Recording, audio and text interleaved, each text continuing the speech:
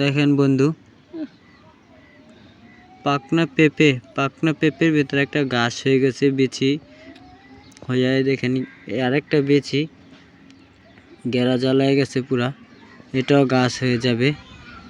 এখানে আরেকটা আছে, ওই যে দেখেন ছোট্ট একটা গাছ হইতেছে। এগুলা পাকা পেঁপে, বিচি ভিতরে ফলন হয়ে গেছে, কিন্তু কিভাবে সম্ভব, ভিতরে পাতাও হয়ে গেছে, এটা কিভাবে অক্সিজেন পেল যে ভিতরেই গাছ হয়ে গেল।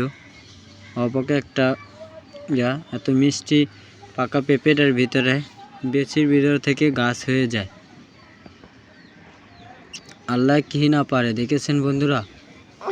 সবাই এই ভিডিওটা দেখে লাইক সাবস্ক্রাইব করে দিবেন আমার চ্যানেলটাকে, নিত্যদিনের নতুন ভিডিও আরও দেখতে চাইলে।